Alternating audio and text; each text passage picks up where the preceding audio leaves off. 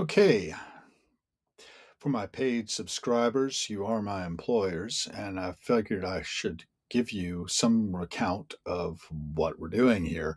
Um, Admittedly, my focus has been scattered a bit to do podcast interviews with a number of people about my own creative impulses, as well as stewarding my father's research and creative work. And so we have begun to publish Artisans of in Williamsburg, 1700 to 1800, which was compiled and done in a report style on the statistical analysis that my father completed in 1994. And this is only in paper form that I can find, so I am gradually transcribing it and putting that behind the paywall chapter after chapter. Only chapter one has begun so far. I haven't quite completed that one. Need to get some images in there as well from the charts that he developed to compare populations in Williamsburg and Fredericksburg. So the Harold B. Gill Foundation does have its primary focus in stewarding his legacy, but also I am part of that legacy, and the creative work I'm involved in also figures into this.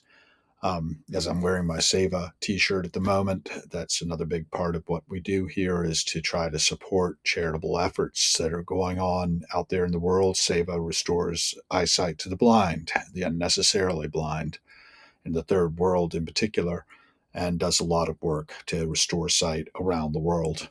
So they have done over 5 million eye surgeries, I believe, since they began back when Steve Jobs got Wavy Gravy and Ram Dass and Larry Brilliant together, and they figured out what they were going to tackle after having eradicated smallpox. So these kind of motions that are happening in the world underneath the surface of what appears to be, the circus of politics and industry and commercialism and all of that, are signals that I want to amplify through the noise of cyberspace.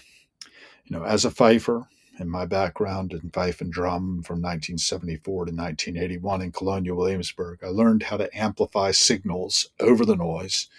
And that's exactly what I think each of us is able to do, connecting to each other one conversation at a time, as I've talked now to Sunny Triple, my vocal coach, Lisa Law, a friend I've come to know virtually over the pandemic, and then Scott Guberman, who's a keyboardist that I admire. So we talked just Sunday and have put that podcast out. I've also been doing some live streams, my raw journalism, I call it. Basically, what the idea is that who, what, when, and where is captured right in front of me. I don't really know what's going on, but I can speculate and I can observe. And in observing the passing show, I believe there's some value.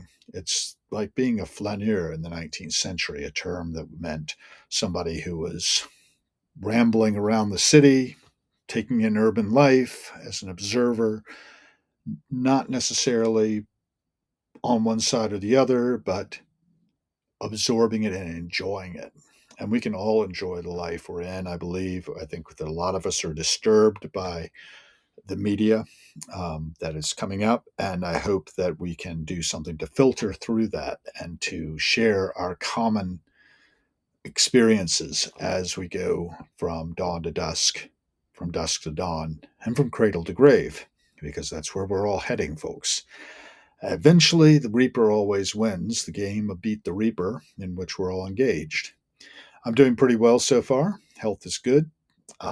Keeping checks on things that I ought to check on, and left foot in front of right foot, living a pretty good life.